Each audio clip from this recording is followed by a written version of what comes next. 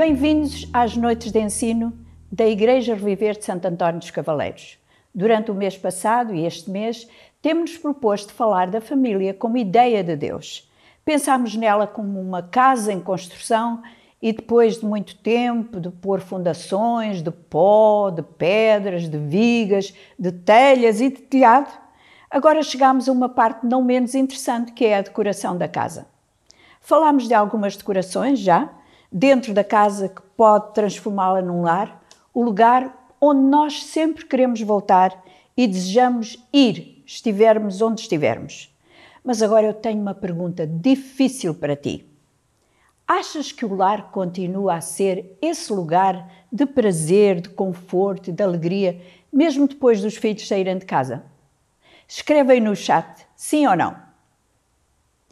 E já agora eu gostava de ler-vos também uma passagem bíblica muito curiosa para exemplificar o que quero dizer-vos hoje. Está em Marcos capítulo 1, versículo 16 até ao versículo 20, e diz assim: Ao passar junto do lago da Galileia, Jesus viu Simão e o seu irmão André, que lançavam as redes, pois eram pescadores, e disse-lhes: Venham comigo, e eu vos farei pescadores de homens. Largaram imediatamente as redes e foram com ele. Zebedeu, um pescador experimentado, tinha ensinado tudo sobre a arte da pesca aos seus dois filhos, Simão e André. Os rapazes passavam a maior parte do tempo com o pai, na faina da pesca e também na praia, remendando as redes, pois elas precisavam de algum arranjo. Mas um dia passou na praia um jovem galileu que fez aos dois rapazes um convite no mínimo estranho. Sigam-me, disse ele. André e Simão deixaram as redes, deixaram o pai, deixaram os barcos, deixaram tudo e seguiram aquele jovem para uma vida nova. Quantos dos nossos ouvintes estarão hoje a experimentar o mesmo que Zebedeu, naquele dia em que Jesus passou e chamou os seus filhos? O desconforto, a dúvida, a incerteza, o receio pelo seu futuro, até ali onde havia tanto cuidado e onde podiam ser corrigidos de perto, eles vão-se embora. E agora? Quando os filhos são pequenos, nós ensinamos-los a abotoar a camisa, a calçar os sapatos, a fazer alguma comida, ensinamos-los a tomar conta da roupa e, eventualmente, ensinamos-los a conduzir um carro.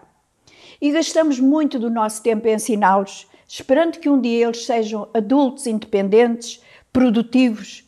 E este é o nosso alvo, não é verdade? Mas depois, quantos de nós ficamos numa luta com os passos apressados dos nossos filhos que nos mostram que daqui a nada eles irão viver as suas vidas sozinhos, sem a nossa ajuda? Eu estava a observar as pequenas andorinhas na varanda da minha casa. Nos primeiros dias eram 5 biquinhos ávidos à espera que a mãe e o pai trouxessem alimento. Depois já punham metade do corpo fora a observar as voltas que as andorinhas adultas davam ao trazer-lhes a comida. E, por fim, atreviam-se a pôr metade do corpo fora do ninho. Estavam quase prontas a voar. Vai chegar o dia em que as andorinhas adultas vão parar de trazer comida. E aí, as mais pequenas vão ter que abrir as asas e ir à procura do alimento. Mas agora, eu olho espantada para o ninho lá no canto da minha varanda e o ninho está vazio. Já foram embora. O mesmo se passa nas nossas casas. E é aqui que a mãe e o pai sentem uma perda e, de alguma maneira, dor. Ao contrário das andorinhas, não sabemos tão bem viver com esta coisa da casa vazia. Chama-se esta fase da vida a síndrome do ninho vazio. E vocês perguntarão: mas Sara, tens estado a falar de coisas bonitas, deleitosas, da nossa casa, e agora vens com uma conversa tão triste? Naturalmente, pois esta é uma fase que faz parte do processo da vida de todas as famílias, mas que não tem que ser triste nem negativa. É verdade que é neste tempo que as mães se sentem inúteis, à procura de preencher o tempo com algo que substitua os dias em que elas corriam de um lado para o outro a levar as crianças e a buscar as crianças à escola, em que assistiam às reuniões de pais, em que faziam lanchinhos e bolos para os filhos que vinham dos amiguinhos que vinham lanchar e que vinham brincar e que vinham estudar com os filhos. O pai também começa a notar agora que o seu relacionamento com a esposa perdeu um terreno comum, porque agora as conversas parecem ser menos e mais espaçadas, pois não discutem mais os assuntos dos filhos e não sabem como estar sozinhos com as esposas. Para muitos casais, este ninho vazio pode ser um tempo de perda, de dor, não apenas pela ausência do ser amado, mas porque se instala dentro da família, no meio do casal, uma falta de propósito. Eu gostaria de dizer-vos que esta síndrome não está limitada apenas a pais cujos filhos saem de casa. Ela tem um alcance muito maior.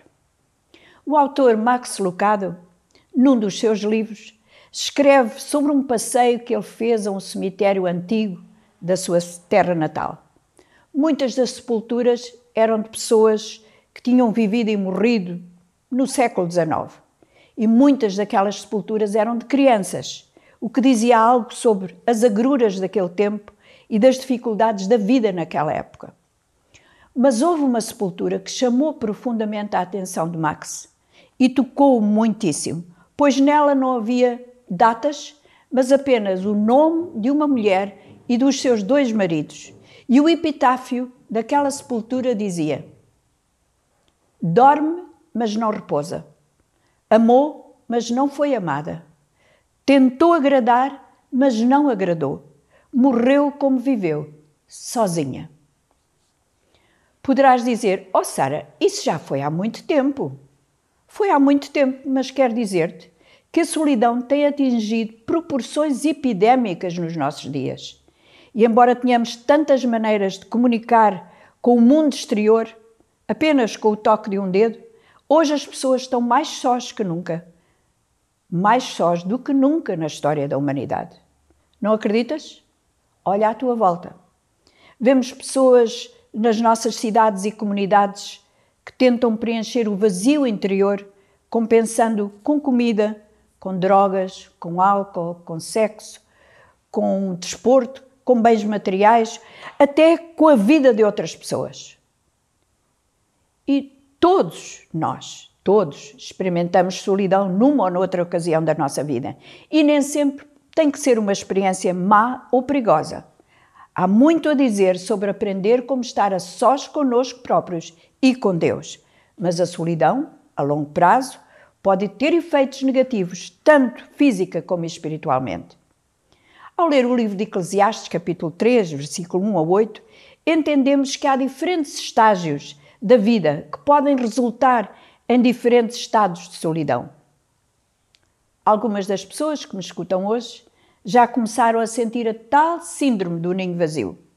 Parece estranho que a instituição criada por Deus para dar-nos o maior sentido de intimidade muitas vezes se torna um lugar de maior solidão.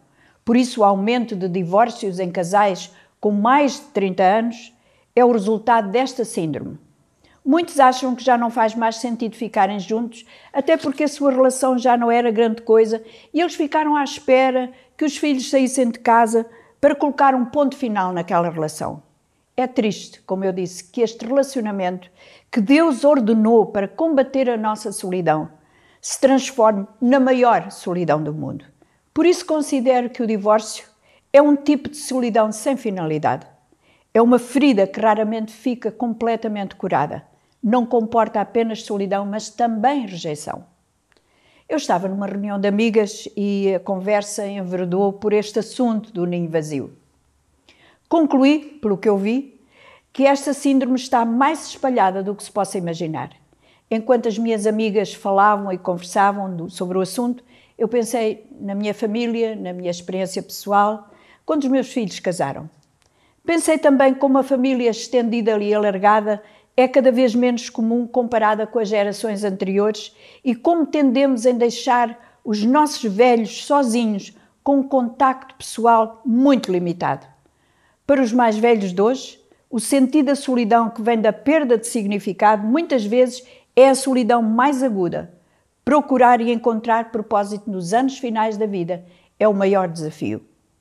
E eu não estou a dizer que esta ou outra solidão é pecado, mas podemos sim desenvolver respostas pecaminosas à nossa solidão. Pensei ainda nas vezes em que senti solidão na minha própria vida, apesar de tanta atividade, tanta ocupação, de viagens, de ministério. Essas transições difíceis não precisam ser devastadoras, nem para a nossa saúde, nem para a nossa fé. Temos muitos exemplos bíblicos de grandes homens que lutaram contra a solidão. Pense, por exemplo, em Davi. Como ele fugiu de Saul durante tanto tempo, sozinho, em cavernas, em buracos, em lugares onde ele nunca pensara estar, sozinho, sem ninguém, sem amigos, sem família.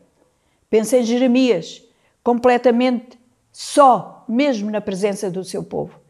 E já agora pense em Paulo, o grande apóstolo, no final da sua vida, confinado a uma prisão domiciliária, sem ninguém, sem amigos, ele que estava habituado a multidões, ele que estava habituado a viajar entre as igrejas e encontrar os crentes e os pastores, agora estava completamente sozinho.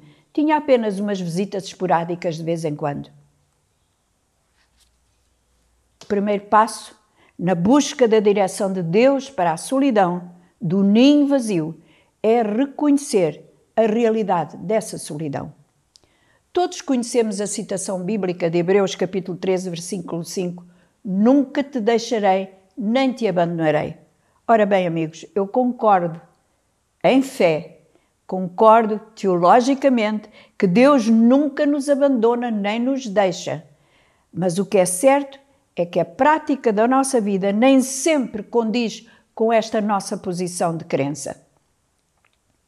A provisão de Deus para a solidão é a única solução eficaz e ninguém pode procurar uma solução para a sua solidão sem resolver o problema básico da sua separação de Deus. Por isso é tão importante receber o Senhor Jesus Cristo como Senhor e Salvador da nossa vida. É tão importante ser cheio do Espírito Santo. É o primeiro passo para vencer as dimensões negativas da nossa solidão. Já pensaste que até o Senhor Jesus sentiu o espinho da solidão? Lemos isso em Mateus capítulo 28, quando ele convida 3 dos seus discípulos mais chegados. Ele tinha 12, mas pegou nestes 3 e levou-os consigo, pois ele precisava de amparo. E mesmo assim, eles adormeceram. Sabes que é sábio a pessoa preparar-se para a solidão? Se tens a noção de que há certos dias no mês, no ano, em que há uma tendência para experimentar este sentido de solidão, prepara-te para esses tempos de antemão. Foi o que fez o Senhor Jesus neste episódio, quando pegou nos 3 discípulos mais íntimos e levou-os a um lugar no jardim onde ele orava. Infelizmente, eles não corresponderam, mas é o exemplo de Jesus que temos que seguir, não o exemplo dos discípulos. Ele preparou-se. E tu, prepara-te para esses momentos, rodeando-te de amigos chegados, de familiares de confiança, de irmãos da igreja. Podes não ter escolhido ficar só, mas permanecer aí é a tua escolha. O corpo de Cristo existe para encorajar e fortalecer os crentes e cada um de nós deve assumir a responsabilidade da sua saúde mental e espiritual, incluindo não ficar envolvido pela solidão. As fronteiras mais sensíveis da nossa vida são a relação que temos com os nossos filhos. Desde o momento em que esse filho é colocado nos nossos braços, em que começamos a marcar a estrada da nossa vida por marcos e por eventos, e estes momentos, especialmente os celebratórios, enchem a linha de vida da nossa existência. Celebramos o primeiro sorriso, celebramos o primeiro dente, os primeiros passos, o primeiro dia de escola e de repente damos connosco a vê-los entrar para a escola secundária, a querer tirar a carta de condução, a preparar-se para a universidade, a arranjar um namorado, a entrar em competições desportivas, recitais de música. Ai, até nos falta o ar com tanta atividade. Cada dia da semana marca um momento único da vida de socialização e da educação e desenvolvimento físico e mental dos nossos filhos. E de repente chega o dia em que eles partem. Embora haja um certo sentido de alegria por vê-los querer ser independentes, ao mesmo tempo instala-se uma dor e um receio pelo seu futuro. De alguma maneira, todo o nosso foco colocado naqueles primeiros marcos da vida vai mostrar-nos que não estávamos a preparar-nos para estes momentos. Tem que haver dentro de nós algum tipo de encorajamento para o dia em que um filho ou uma filha, seja ele um filho único ou seja ele o último dos filhos, vai partir do ninho. Vamos pensar rapidamente em alguns segredos que podem ajudar a sobreviver esta síndrome do ninho vazio. Lá em Eclesiastes capítulo 3, versículo 1 a 8, que eu já mencionei, diz assim: neste mundo tudo tem a sua hora. Cada coisa tem o seu tempo próprio. Há tempo de viver e tempo de morrer. Há tempo de plantar e tempo de arrancar. Há tempo de matar e tempo de curar. Há tempo de construir e tempo de destruir. Há tempo de chorar e tempo de rir. Tempo de estar de luto e tempo de dançar. Há tempo de tirar pedras e tempo de as juntar. Há tempo de abraçar e tempo de se afastar. Há tempo de procurar e tempo de perder. Tempo de guardar e tempo de deitar fora. Tempo de rasgar e tempo de coser. Tempo de calar e tempo de falar. Há tempo de amar e tempo de odiar. Tempo de guerra e tempo de paz. Tantas fases que isto mostra. Nós, pais, nunca vamos perder o estatuto de pais, mas o relacionamento com os nossos filhos evolui segundo estas estações, estes ciclos da vida. Houve uma vez um ditado que me impressionou bastante e que nunca mais esqueci. Os dias são longos, mas os anos são curtos. Pensa bem, os dias são longos, mas os anos são curtos. Com isto em mente, poderemos ser ajudados a ganhar um novo apreço por cada dia que vivemos junto com os nossos filhos. E também a palavra de Deus diz lá em Efésios capítulo 6, versículo 4, pais, não irritem os vossos filhos. Claro, nenhum de nós quer ser esse tipo de pai. Aquele que telefona sempre, que manda mensagens constantemente, que frustra os filhos com tanta mensagem. Ai, quantas vezes eu tenho vontade de mandar uma mensagem, escrevo-a e apago-a a seguir. Porque há uma pergunta que me ajuda a enviar ou não enviar. Eu estou a mandar isto para meu benefício ou para o bem do meu filho? Dizer uma vez por semana a um filho: ai, como eu gosto de ti, como te adoro, como me fazes falta, como tenho saudades, pode ser importante, mas se o disser todos os dias, pode ser destrutivo. Quando perguntamos como estás a um filho, a tonalidade não deve ser: eu quero saber o que é que se está a passar contigo. Permitir que os nossos filhos saibam o que pensamos deles muitas vezes não pode trazer-lhes nenhum sentimento de culpa. Eles não nos abandonaram, nós não os abandonamos. Este momento de separação física, afinal, tinha que acontecer. E também a palavra de Deus diz lá em Provérbios 22, 6, ensina ao menino o caminho que deve seguir e assim mesmo, quando for velho, não se afastará dele. Num dia em que estava em pânico por uma decisão que a minha filha ia tomar depois de ter saído de casa, uma amiga disse-me o seguinte: não esqueças a passagem, mesmo quando for velho, não se afastará dele.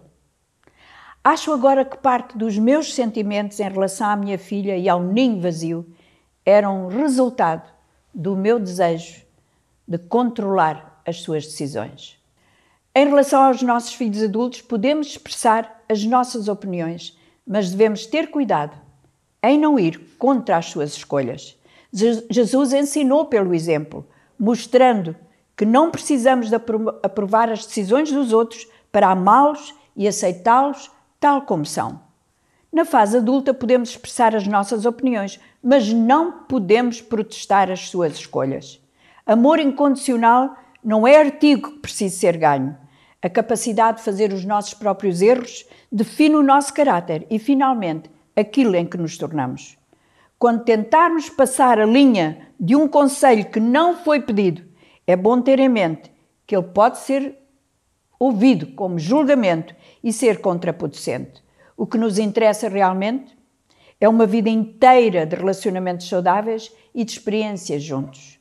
Eu já ouvi uma mulher dizer: já não sou mãe, e explicar a seguir que os filhos tinham saído de casa, o ninho estava vazia e sentia-se muito triste pela mudança radical que tinha sofrido, já que a vida tinha revolvido à volta deles por mais de 2 décadas e agora ela sentia uma enorme perda. Há muitas mulheres cristãs que, tal como esta mãe, sentem o mesmo, mas será bom dizer que a maternidade não é um compromisso a médio ou curto prazo, é uma aliança para a vida toda.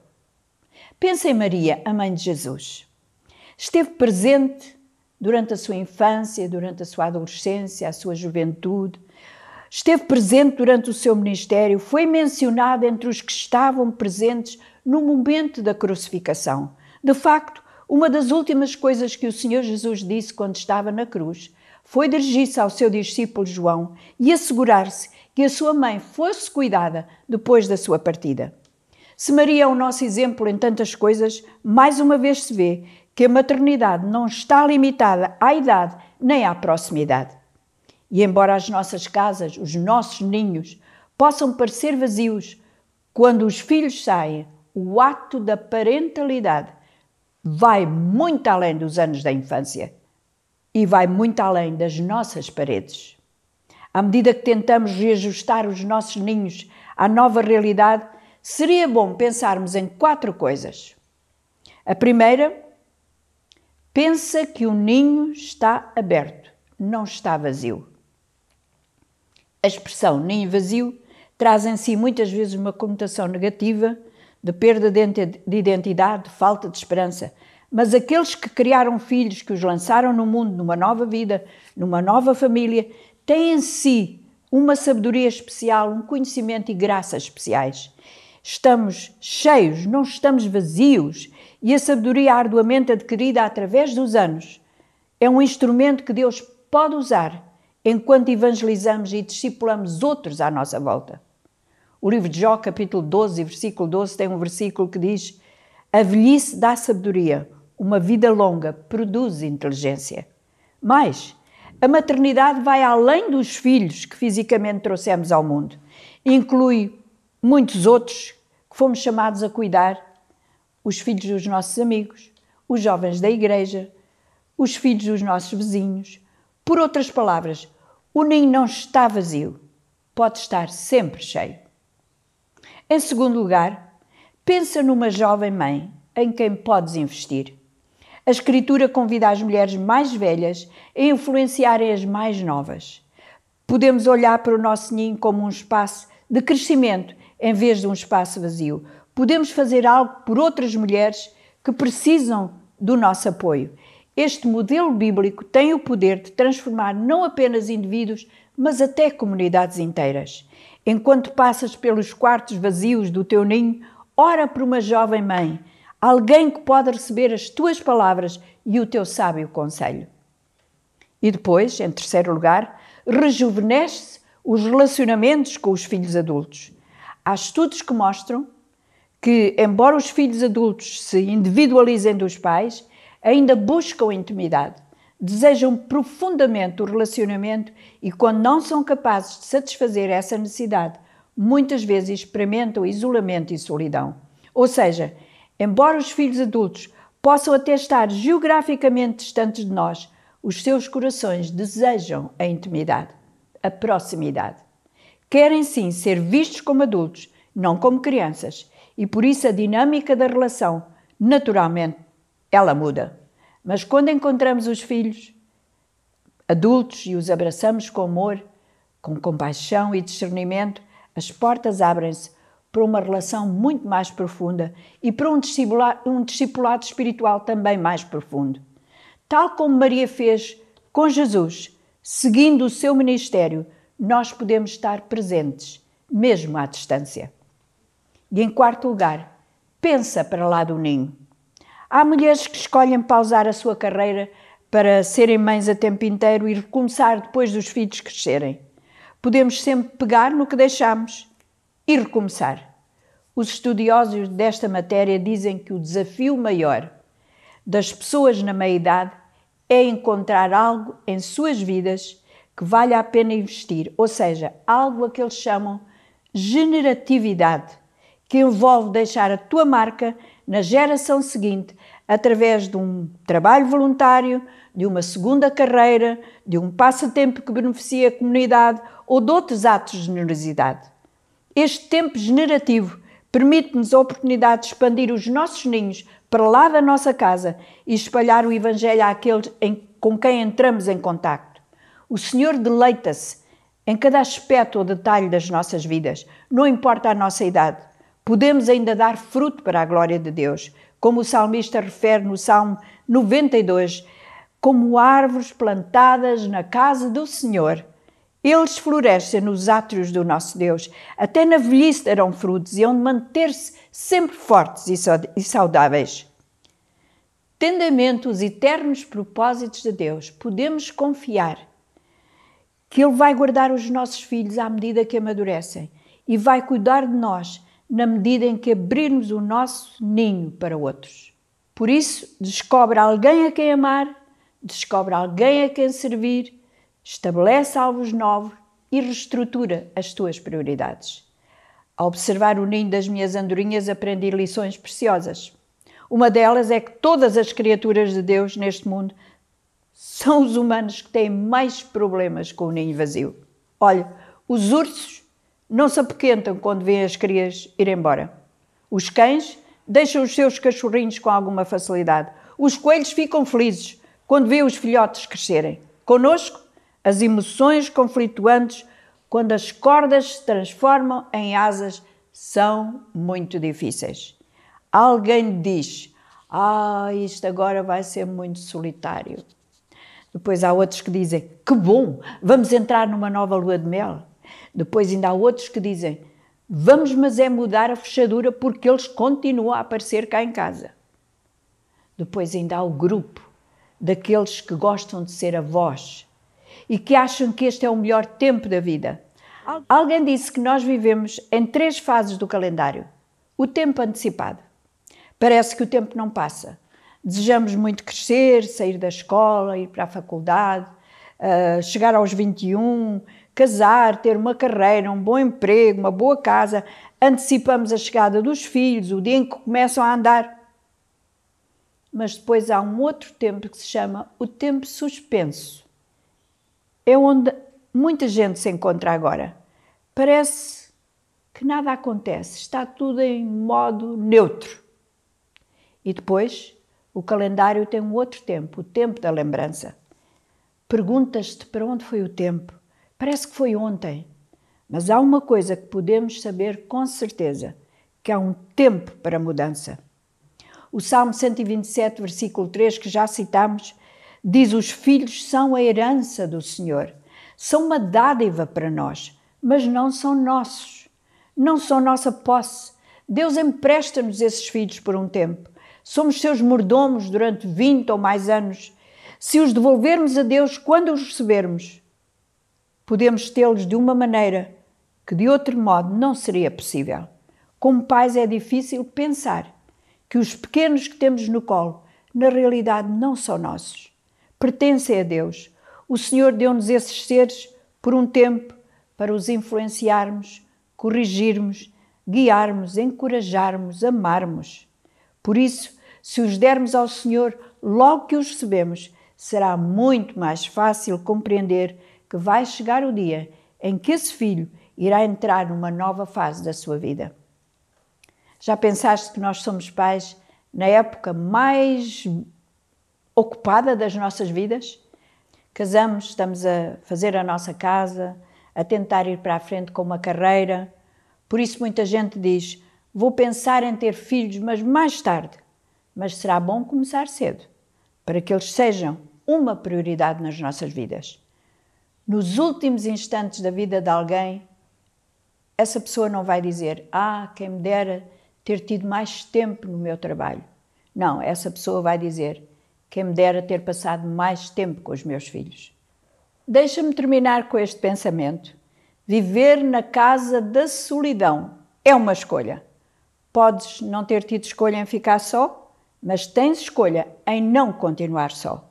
O corpo de Cristo existe para encorajar e fortalecer os crentes, mas se recusamos envolver-nos, será difícil prever o que pode acontecer. Cada um de nós, ouve bem, cada um de nós é responsável pela sua saúde emocional e espiritual, incluindo não ficarmos fechados na nossa solidão. Há muitas portas por onde podemos entrar em relações de serviço e de amizade, mas somos nós que temos que entrar por essas portas. Vemo-nos para a semana, se Deus quiser.